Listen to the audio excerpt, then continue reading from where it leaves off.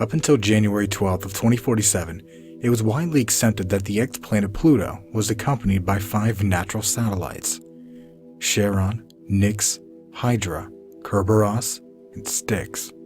The crew of the deep space exploration vessel Hermes discovered a 6th moon whilst photographing the distant planet as they orbited Neptune before their final journey home.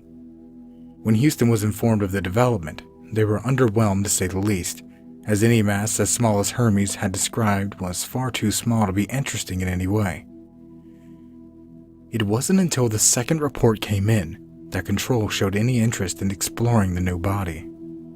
I was in charge of navigation and system maintenance on the Hermes, which is why I was the first one to notice something strange with that moon.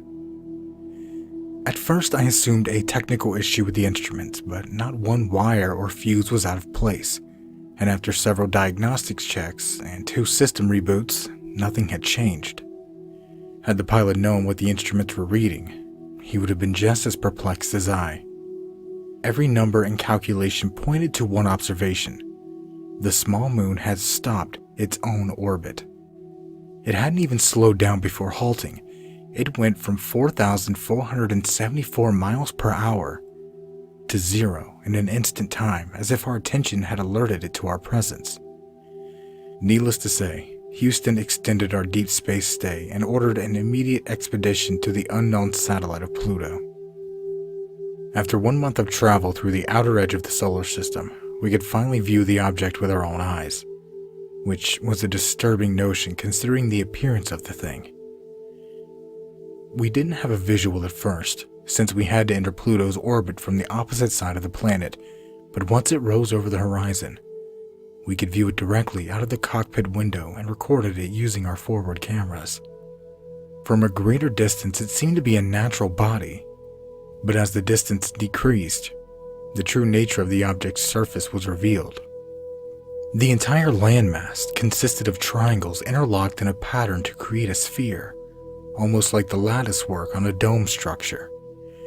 Any ideas about natural formation were dispelled, and new thoughts entered our minds and the minds of those in the control room on Earth, thoughts of our place in the universe.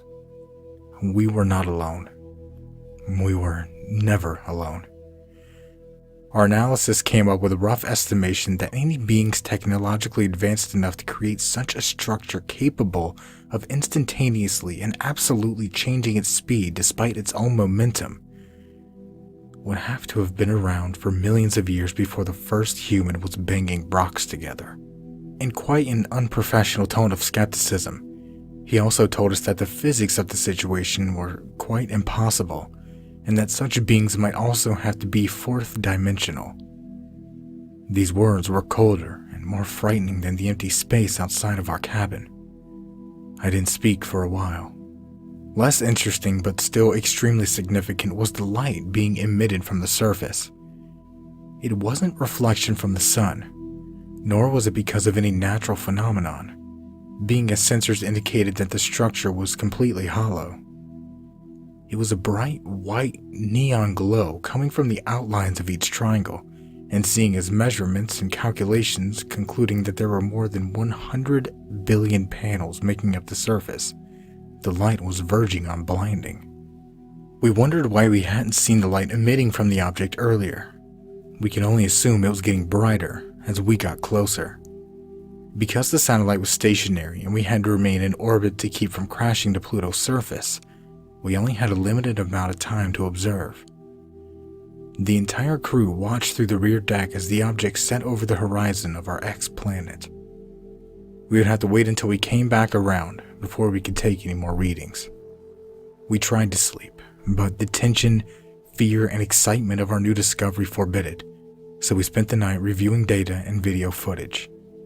Because we were orbiting in a geosynchronous orbit, and because one day on Pluto lasts more than 6 times as long as an Earth day, it was approximately 72 hours before we could see the mystery object again. Our eyes widened as it peeked over the horizon. A lot had changed. It was now roughly twice its original size, and the white neon light had changed to a vibrant orange color. The This would have been startling in itself, but considering that our telescope hadn't picked up any change in the object since we had left Neptune more than a month ago, we couldn't help but feel that it knew we were there and that its new appearance definitely suggested that we weren't safe.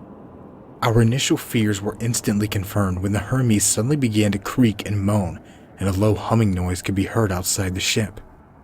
Because there is no air in space, there is nothing to carry sound waves, which is why the entire crew immediately began to search every instrument and dashboard in the ship for answers. We soon found out that the source of the noise was in fact coming from that object, when the entire ship went dark. Engines, electronic systems, boosters, escape pods, emergency systems, life support, everything was down. The only source of light was the moon itself, which bathed every inch of the ship in that sinister glow which had now turned bright red. The humming intensified as our communications officer tried frantically to reach Houston. None of us tried to comfort or help him, as we were in awe of the growing alien structure. He started to tear up as his breaths got shorter and quicker. He eventually passed out after trying in vain to get a signal out for at least 3 minutes. As I and the remaining crew found out later, unconsciousness would have been preferable considering the events that were about to transpire. All noise stopped abruptly as our systems came back online, as if nothing had ever happened. I immediately hit record on the forward and aft cameras in case anything else were to happen. The structure began to flip and spin in ways that didn't seem possible. The massive sphere seemed to be turning inside and out, and yet not moving at all. It spun faster than the eye could conceive, and yet stayed perfectly still all at the same time. Simply viewing the event made me and the other crew members nauseous and dizzy. The captain threw up on the floor and passed out. The rest of us simply tried to look away, but the feeling kept intensifying. Each of us dropped to the floor in our own vomit, one after the other. I fell to my knees. Blood was pouring from my nose and mixing with the previous contents of my stomach on the floor. The last thing I saw before my vision went dark was my own reflection in the glass of the forward observation deck. My comrades were piled around me on the floor, bloody-nosed and covered in bile. There was a figure behind me. It was standing. It clearly wasn't a crew member. I went unconscious before I could turn around to face it.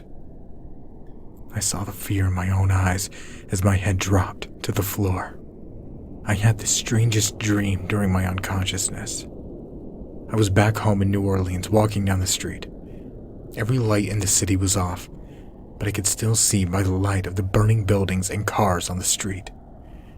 Bodies were piled up in the alleyways, some charred and burned, some still ablaze. I got to the end of the street and looked out into the bay. There was no water, only the deep mud of the riverbed. Rotting fish filled the air. I turned around to see the bodies of my wife and son laying in the road. That pulled me out of it. My eyes opened slowly. My head was killing me, my vision was blurry, and I could barely move. I had been placed up against the wall of the room. Had a crew member moved me? I didn't care. I had more important questions. Our communications officer was seated on my left near the corner, also leaning up against the wall and still unconscious. My vision was clearing up. I wish it hadn't. I wish I could have stayed there, unaware of what was going on. I would have rather died. I looked to my right. There were the bodies of my shipmates piled on the floor. All of them had their eyes wide open. Their pupils were completely blacked out, except, of course, for the blood that was dripping out of their tear ducts. Standing at least 8 feet over the corpses of my friends was the figure I had seen earlier. My heart started pounding the moment I looked up. It had inky black skin which shimmered in the light of the moon. Its body was completely featureless except for 3 vertical lines across his face that were glowing with the same intensity and color as the panels on the structure. Its arm was outstretched. Its fingers were wrapped around the head of our captain in such a fashion that his face was completely covered. The captain's arms were stretched out behind his body. His knees were still on the floor, but his back was arched as if every muscle in his body was tense. He shook with the strain of his own muscles flexing, and I could hear him moaning in a painful manner. Kill it. I had to do something. I couldn't just let this happen. I was clearly next in line for whatever this thing was doing to my comrades. Kill it now. What was I supposed to do? This was an exploratory mission. We didn't have any weapons. Nothing. You have to find something. I searched around the room, trying not to be noticed by it. There, a pair of scissors lying on the floor between me and the communications officer. I reached for them as slowly as I could, keeping my eyes on the creature. It was peering down at the captain, who was still convulsing. I held them in my hand, but I needed a plan. The thing looked like flesh and blood. Go for the neck. I grasped for the scissors firmly in my blood-covered hand. It was now or never. I leaned forward, constantly watching the creature suck the life out of the captain. Slowly now. Don't let it see you. The communication officer coughed and moaned loudly behind me. Damn. The creature's head snapped and peered directly at me. Do it now! I jumped to my feet and ran across the room towards my target. The captain's body fell limp to the ground and the alien turned to face me, but it was already too late for it. I plunged my makeshift weapon as deep as I could into its throat, twisting the scissors to inflict as much damage as possible. It stumbled backwards, hitting the back wall, clutching at the wound at its neck. It was oozing liquid onto the floor and onto itself. The blood glowed a bright neon red, just like the moon. The creature slid down the wall into the floor, still staring into my eyes. Its body began to fade away like the signal on a television turning into static. I felt the same sickness and pain as before and stumbled back, looking away to avoid the headache.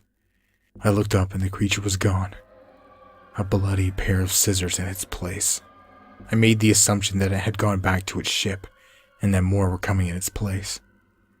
Most likely, I would end up like the rest of my crew if any more of those things got on board. Get the hell out of here. Now. I picked up the communication officer as well as the scissors and started toward the ladder to the cockpit. The officer wasn't conscious enough yet to even walk, much less climb a ladder. I left him at the bottom and scrambled up to the next floor, immediately passing through the airlock and into the control room. I ran to the generator panel and turned off the gravity systems. I went headfirst into the ladder corridor, reaching for the officer's jacket to pull him up with me. I looked upside down through the rungs of the ladder down the ship's main hallway and immediately saw two more creatures materialize out of thin air. My demeanor shifted from calm determination to frantic anxiety. I threw the communications officer into the cockpit and slammed the airtight hatch.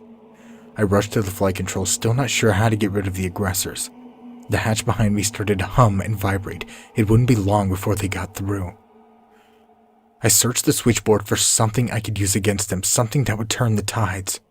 There, a red button labeled Atmosphere Flush. I entered my passcode and pressed it without hesitation, not even sure if the vacuum of space would affect the creatures. I heard the air in the rest of the ship get sucked into the void, followed by a cold silence. I didn't know if the creatures were gone or not, but I wasn't going to wait around to find out. I set the ship on a full-speed collision course with the moon, making sure to shut down the cooling systems for the fusion reactor. The Hermes was going to make an excellent torpedo. The last thing I was going to do was let those bastards get to Earth. I could only assume that they attacked our ship to glean information on our home planet, and my assumption continued to conclude that they weren't friendly. Especially based on the events of the past few hours, which gave me comfort considering that they were about to suffer the heat of a 40-megaton blast. I began to ready an escape vessel. The Hermes was equipped with 3 pods in total, but me and the officer would only need 1, seeing as the rest of the crew were dead. I said a prayer for my fallen friends as I loaded the food and supplies of the other pods into the one we would be using. The hatch door sealing us off from the rest of the ship began to vibrate again. I hadn't killed them, but I'd slowed them down enough to leave. I closed the pod door just as the floor hatch burst open and the 2 creatures floated into the room again, staring directly through the window at me. The pod burst from its docking bay and away from the Hermes. I watched it accelerate away towards the alien moon, fading away into the complexity of the alien lattice work, until I lost sight of it completely. There was a blinding flash of light, silent in the vastness of deep space. The neon glow of the unknown satellite of Pluto flickered and faded from red to orange, then finally back to white before going out completely. Debris scattered into space in all directions, twinkling as they reflected the light of our sun, which was now rising from behind Pluto. I stared in awe at our home star, so far away, yet still so bright. The natural light was comforting. I floated there for a while, my face against the edge of the porthole, not thinking about anything at all, except the cold glass against my cheek and the sweat floating weightless off my nose. The officer and I had a long journey home. I could only pray that I had seen the last of those things. I set course for Earth.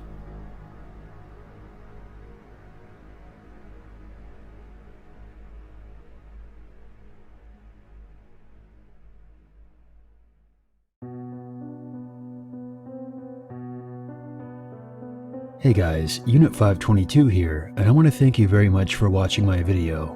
I would appreciate it very much if you would share, like, and comment. And if you're new to this channel, become one with the Unity by hitting the subscribe button.